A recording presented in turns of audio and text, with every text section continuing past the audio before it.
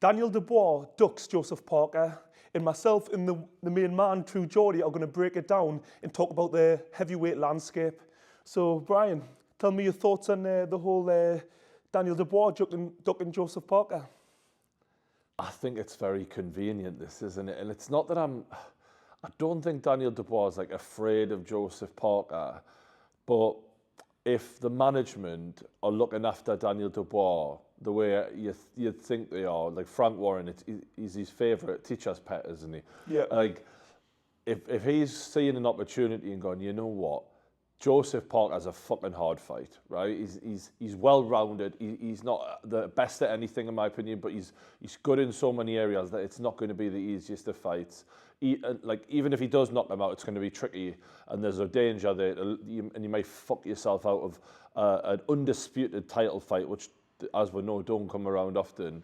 So I don't think Daniel Dubois has, ducked the fight in terms of like faked being ill or anything like that. I think he would have been genuinely ill, but I think the opportunity's risen and he's gone, yeah, fuck it, we'll do Usyk now, and if I win, I can fight Joseph Parker later.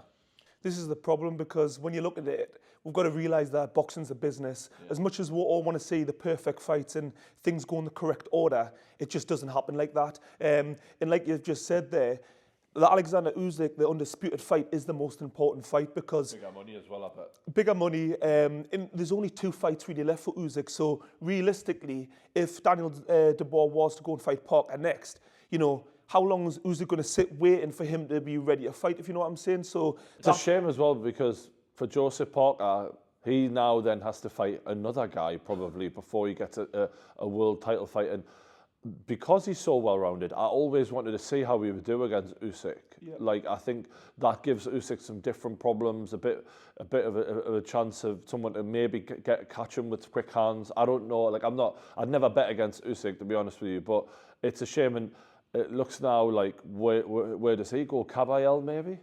Well, there's great fights out there, but at the same time, he's got to wait on the sideline yet again. I mean, he's not really fought for a world title since, was it AJ fought last for a world title? Yeah. And he's kind of, had this turnaround from getting beat from Joe Joyce and turned his career around. Obviously got beat off AJ back in, I think, maybe 2016, roughly. Think about the run he's been on.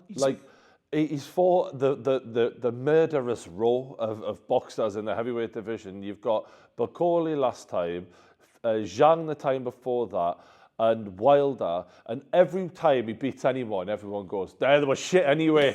and he must be sitting there thinking, everyone was terrified. No one would sign to fight these. He's got the biggest balls in the heavyweight division because he isn't the biggest and the hardest puncher or whatever, and he still goes in there, finds a way to beat these lads. So I do feel sorry for him, It's demoralising because I can only go off my experience, and I remember as an amateur, I was going to be going at the World Championships, and I got a thumb in the eye just before I was going on a training camp to go to the World Championships, and I got a fractured eye socket at the back, like a blowout fracture.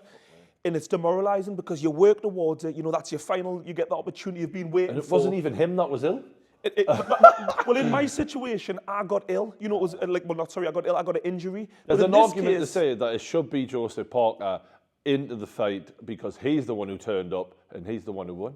When you put it like that, 100%, because you've got to look at it in the fact of like you say, he turned up. And if you look at the run, because I was thinking about this, Daniel Dubois were all kind of blowing smoke at the moment because he beat Miller and he beat Hrgovic. And AJ. And AJ. And it was it's the AJ fight that was so special that that's what's gotten people to believe again that maybe he might be able to hurt Usyk. My point I'm kind of getting at is the performances from his side were great, but the opponents that he had in front of him, really Miller, who's he really fought in his career, which real notable name? And then you've got Hrgovic, great prospect when he come onto the pro scene, but really, other than Zhang, he's not really fought many big names, and he had a load of inactivity.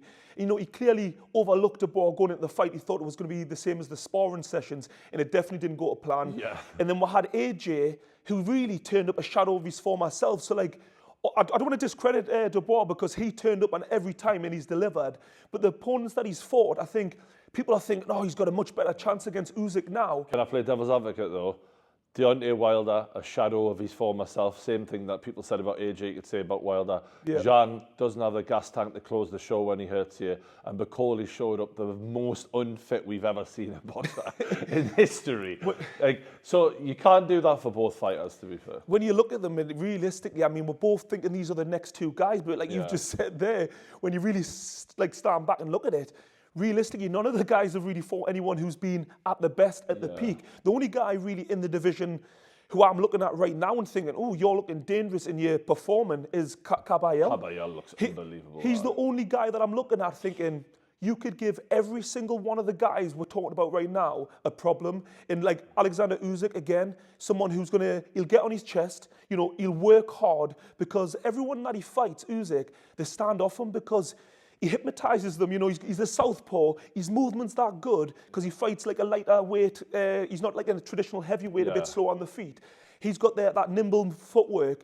And all the heavyweights just don't seem to really know what to do with him. And like someone like Kabayel, he's got that mentality. He's not going to be bothered about what Usyk does. Styles make fights, mate, and Kabayel's style is without doubt the one that you look at and go, ooh, that could be a fucking problem, because we've already seen him in there with Dubois. Yeah. Granted, Dubois really young, and that's the one thing I will give him credit for, is like the incremental improvements he can make. He can make leaps. Yeah. And we've seen Parker's made improvements later on in his career, but like, I think Dubois made massive improvements. Oh, without doubt. I just think Kabayel, if I could handpick the two fights that I'd want to see, it probably would be Dubois and Kabayel, because I think in order to stop the Usyk, it's going to take either a massive shot to the head, which Dubois is very capable of, or unbelievable body shots, which Kabayel are capable of. I think Kabayel with the body shots, I know everyone talks about Usyk's weakness to the body. Do I believe it really? I think anybody at that weight can hurt anybody anywhere, and I think people have just jumped on it because he got dropped once as an amateur. I think it was Beterbiev dropped him in the amateurs with a body shot. Well, it can happen, and we clearly know he can punch. And then we've got Daniel Dubois lands a body shot, which is borderline a low shot. I think he just took advantage of the moment. But regardless, Kabayel, is it the last 2 or 3 fights have all been stoppages by body shots? He's broken them down. He hurts everyone to the body. He's a freak of a body puncher. So. Yeah, it's no coincident with him. And I just think his style, the fact that he gets on his chest, and Usyk's he likes to use his movement, and he does like a little bit of time. And realistically, I can't think anyone at heavyweight who's really just put it to him properly. AJ stood back off him and didn't know what to do. Fury, especially the second time round. Well, really, even in the first fight, he just pretty much boxed him. Kabayel wouldn't do that, though, because everyone who fights Jan fights him with a lot of respect. You see in the early rounds by Scott Parker, they're like, fucking hell, I don't know how close I want to get here. Kabayel was straight into him from the first bell, and he was like, yeah, I might get clipped, but I'm going to wear you down. Yeah. And I think if you're willing to stalk Jan so early in a fight when he's at his most dangerous, you're not going to sit off Usyk, who isn't the biggest puncher in the heavyweight division. So he is the hardest matchup, in my opinion, at the moment. 100%. And what impressed me the most in that situation was, yes, he attacked Zhang, but he got dropped, and there was no change in what he was doing. He got straight back up and went straight into the firing line. And to be honest, that's what impressed me the most, is his mentality. And to fight Oleksandr Usyk, you've got to go in there prepared to take risks. Yeah. And I think that's what we haven't seen. If you look at the way AJ and Tyson Fury fought Usyk, there was no risk taken at all. It was so safety first from two guys who we've seen are not afraid to fight and get down and dirty, but they just didn't have it against him mentally. Not at all. So I think the heavyweight division, there's a lot of potential fights that I'm really excited about. I do feel sorry for Joseph Parker and the position he's been put in now, because he was expecting a world title shot, but now it's going to be just another fight, which, don't get me wrong, he's in maybe it's a tie-off for Kabayel. It may be him and Kabayel, and the winner gets the final Usyk fight with the 2-fight deal left. I think them two are the most who warrant the opportunity, so without doubt, I think that would be the perfect situation. Okay, so let's move on. Let's talk. Joe Joyce is now left without opponent because Dillian Whyte's pulled out with an injury, and I'm thinking to myself, Dillian Whyte, I was excited about this fight. I thought it would be a great fight, despite in his last fight looking against the Teti looking terrible, essentially. But I was excited that he was back in the mix. I thought maybe, that was the first one, get that one out of the way, and hopefully he'll train a lot harder. And I did see him running because, I was quite often wondering, does this guy even run, because his legs are that slow? I seen him out running. I thought, great. He's hopefully putting in the work. But now he's out injured. He's been out for however many years already. another injury, and it's just like, that's another setback. So, I mean, where's Dillian Whyte going to go from here? You know what I mean? It's one of those where you go, it's just a big sigh, isn't it? It's very hard to be a fan of you. Like, in terms of just like, we can't watch you fight, and when we do, it hasn't looked good lately. So yeah, I was looking forward to that scrap, but apparently there may be a good replacement there, because when it's 2 weeks out, you're fucked really, aren't you? But 4 or 5 weeks, they might be able to get a Hrgovic, apparently. I would like to see Hrgovic come back. I think I'm interested to see with him mentally. He clearly underestimated Daniel Dubois, but he also just didn't have the gas tank to keep going. He gassed out. Is he going to have a revival where he's willing to put that right and willing to work harder than ever before, or is he just going to do what he's been doing?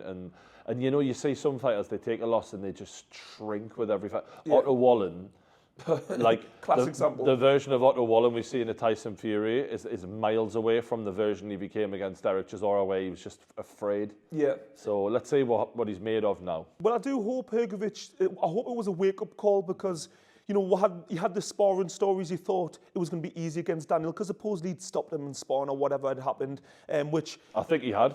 Well, even whether it happened or not, sparring, we never know what goes on in a training camp, and, you know, injuries, people have trained before they've even sparred, loads of things going on. It's how you perform on fight night. But at the same time, you know, regardless, you get to this position where you feel like you're making excuses for fighters, and the simple fact is he turned up and he didn't deliver. And realistically, he was a very, very experienced amateur, and he's been a prospect, really, a professional prospect for quite a while, and not really, maybe not being given the opportunities. And when he finally got it on the big stage, and I did hear there was a little bit of issues within the camp with his trainer and stuff like that, but regardless, everybody's got excuses, everybody's got a sob story, and it's about, can you turn up and deliver on the night? And he didn't. But I am hoping, you know, that has been a wake-up call, because he's not going to get another opportunity again if he does get this opportunity, because stylistically... Joe Joyce, you have to beat him.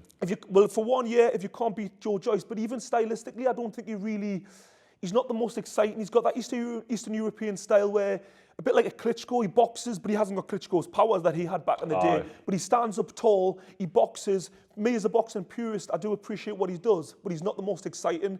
But I think it is a perfect fight for Joe Joyce. In a fight that I would... A fit Joe Joyce, if he can, you know, roll the years back a little bit, I would expect him to beat him, because if Daniel Dubois can outpower him, kind of, you know, tire him out and wear him down, I personally think that he could do that. I don't know what it's dependent on in my head is the chin, either guy. And Joe Joyce's chin used to be fucking unbelievable. Yeah. Like, it was a joke what this guy could walk through. But in the last fight and recently, we've seen it deteriorating a little bit. Yeah. Sometimes it can improve again. Sometimes, you know, you can't roll back the years. Whereas what I will say is Hrgovic took massive shots from Daniel Dubois, and it took a long time, and the referee called it off. He wasn't knocked down. He wasn't, you know, quitting. So I'd lean towards Hrgovic right now. But it's an interesting fight, luckily. Yeah, I think, you know, I'm definitely clouded by the performance against Daniel Dubois, because I was just so disappointed. But, you know, maybe I'm a little bit biased because Joe Joyce, I do hope he's my old roommate when I won GB. So there's always that little brethren bias, as KG loves to say. So, yeah, but I would like to see Joe Joyce win that fight. I would be rooting for him. But, yeah, it's a difficult one. I think it's a real 50-50 fight, depending on what both guys have got left. Okay, so let's get on to, got to mention this. Chris Eubank Jr. egg-slapping Conor Benn. I mean, fuck me. I've just become a massive fan of Chris Eubank Jr. This is mad, you know, because I wouldn't say you've been this way. I haven't been. No, listen, honestly, I think on the Pain game, one of the streams, me and Travis were going back and forth, and I was a bit like... You were hammering him? Yeah. I remember his last performance, you were on him, like, when obviously...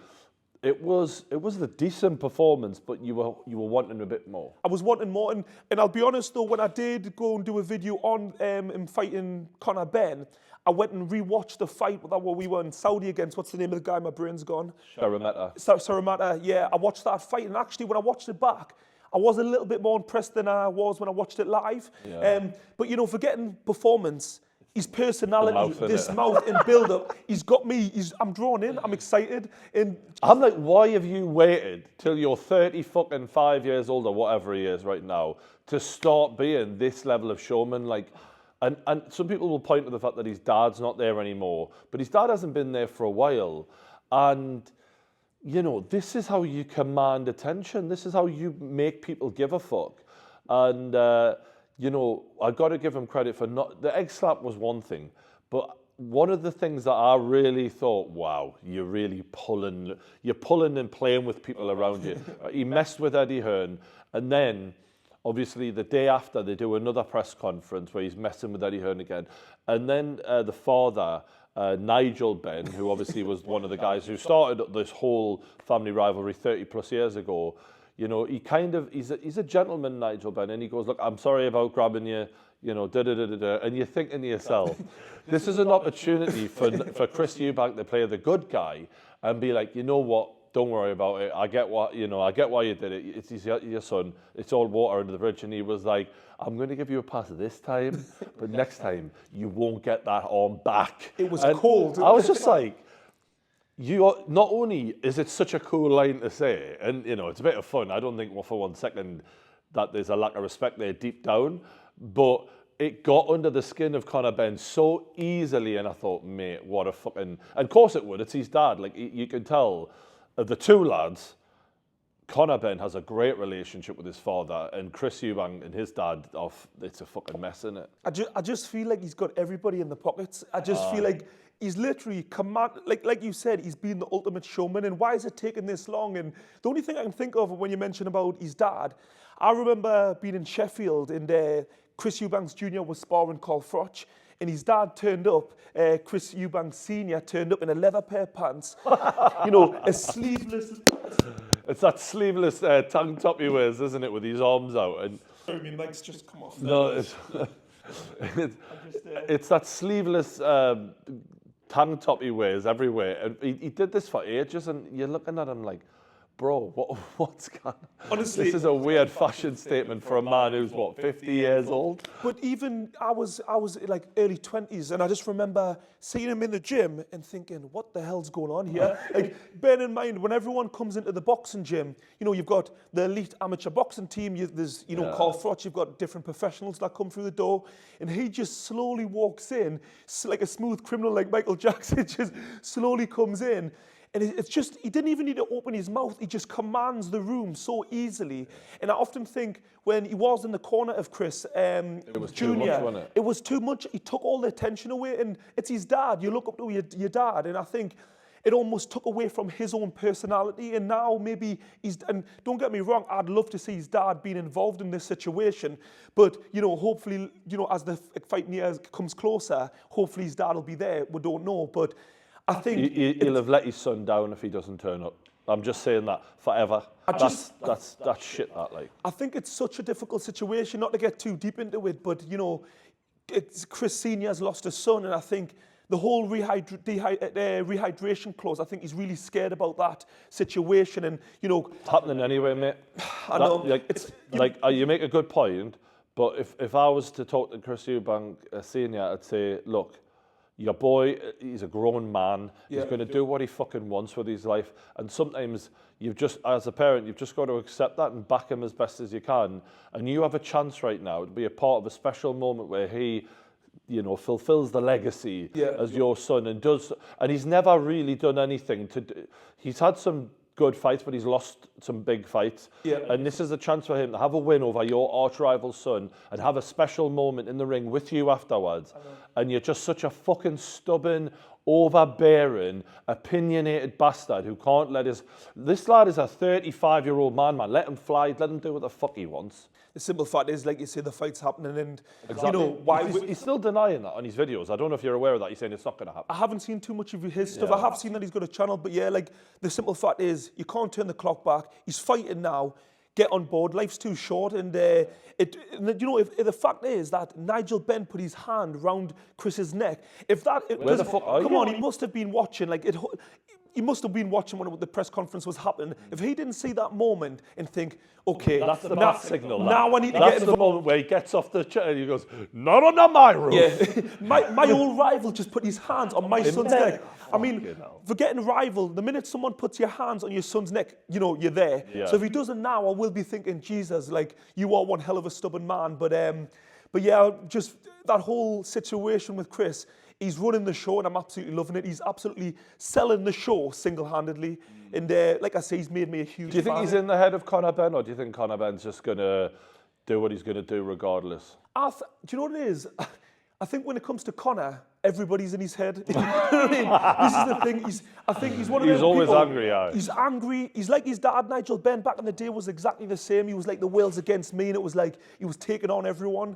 And I think, you know, the whole drug situation, failing a drug test, now more than ever, the pressure's on his shoulders. Yes, he's trying to act like he's okay about everything, and he just wants to go out there, put on a performance, and dispose of Chris Eubank Jr., but you know what I mean? I just think there's so much pressure. When he gets in there, you know, I just think he's going to be in a whole world of trouble. I think the pressure's just going to come on top. He's had loads of inactivity because of the ban. He fought in America. He fought, what's his name of the guy who he fought? I know what you mean. You know, he fought in America, and the guy was it 150 he fought at? I think it was a 154 fight from memory, something like 154, that. And the guy actually in moments put it on him, and I thought, this guy's really only just come for a payday, and he was kind of, you know, tucking up, defending, coming back with a few shots. He rode the storm out early on, yeah. And then once the power dipped a little bit, he started throwing back. Yeah, I think it was a particular round, like halfway through, I think he thought, do you know what it is? Conor doesn't really hit that hard, and he put it on him. And, you know, Conor looked in a bit of trouble in one moment. Don't get me wrong, he come back. Was that when he was against the ropes? He was against the ropes, and I thought, it just made me think, if this guy had really come to win and put it on him, you could clearly see that he was more experienced. I think the same thing about Eubank's last fight. I thought the same thing. Maybe not. I don't know which one you'd class as better. I have to rewatch them and you know, really think about it. But I remember looking at Eubanks last fight thinking, you're lucky you're not in here with someone aggressive, because you look like you've slowed down a bit here. And guess what? Conor Benn is fucking aggressive. So we're going to find out, I think, more about Chris Eubank Jr. than we are about Conor Benn, because Conor Benn's got the excuse of, I'm moving up 2 weight divisions. Yeah. You've seen that video we just put out. when you said that, I was laughing. I love Conor, right? But that was fucking class, the way he was like, I'm not making excuses. And then just a whole host of times he's mentioned it. But he is moving up 2 weight divisions. The reason he fought those last fights was to prepare for this one. But the reality is, if he's going to win a world title, it's at 147. And I do think that there's opportunities for both, but I just think that Chris Eubank Jr., when he's doing all this showmanship, the reason most fighters don't want to do that is that they're adding a lot of pressure on themselves. And I rate that he's doing that. But for him, if he loses, his career's fucking done. Whereas Conor Benn can go, right, well, fair enough, I moved up, it didn't work. I moved back down 147, have a title shot. I can still rebuild, I can still have a good career. I can still do things Chris Eubank hasn't done, which is win a world title. Exactly. So, yeah, I think there's pressure on both sides, and that's why we're going to get a fucking scrap. Well, one thing's for sure, Chris is definitely one step ahead of him all the time, because just when you mention that again, I just feel as if Chris Eubanks is sitting, watching every move that Conor makes, waiting for him to trip him up and have an opportunity. I just think he's too intelligent, and you can look at it 2 ways. Chris is just kind of, he should be concentrating on himself, and maybe that's what Conor's doing. He's really focused on the fight. But at the same time, when you've got someone as emotional as Conor, you need to get into his head. You need to get every advantage before that bell goes as you can. And I just think both guys have got a lot of questions to be asked, because, like you say, Conor's moving up in weight. Didn't look great in his last fight. Chris, you know, I think the biggest thing for Chris is the rehydration clause, because against when he fought Serramata, that's one thing I did think when we were in Saudi, he looked so tight at the weight. And there was no rehydration on that one. There was no rehydration, and now there is. And I think with Chris, yes, he fought at a lighter weight years ago, but he's naturally getting bigger. He's 35, and I think that weight division, and it's part of me realises why Chris Eubank Sr. was worried about the weight, because nobody knows you better than your own son. He's got the same DNA. He knows how he probably makes weight. He's seen how he's struggled in the past. But yeah, I just think it's so exciting. In this fight, like I say, I'm just so wrapped into it. And like I say, I wasn't a massive fan of Chris beforehand, but now he's made me a believer. And Do you know what I'm shocked at? These two, they've never had a huge fighter like that's been like where they've been the headliner. Like if you look at the biggest fights Eubank has, he had Groves, Billy Joe Saunders, and Liam Smith. Probably the biggest. And the Smith fights are the more recent ones, which had a bit of fanfare. But he's never been like an AJ ticket seller. No. These two together, the tickets they could have sold Wembley out twice over probably. Like there's something there. To be honest, it shocked me when Eddie Hearn said it's sold out quicker than... I can't remember who interviewed him, but he pretty much said this is sold out better than any fight that Britain's had, like in the last however many years. 130,000 in the queue, man. That surprised me. And to be honest, when this fight was first made, the amount of people I heard saying, I'm not that interested, you know, they're just living off their dad's name. But clearly, people are invested. It's absolutely a load of rubbish. To see this. So, yeah, I think it's just... I think it's going to be amazing, and I absolutely can't wait. But I think we'll wrap it up there. I think there's a lot to look forward to. Boxing right now is in a great place. So yeah, make sure to like and subscribe. And thanks for joining us, Brian. We'll see you on the next one.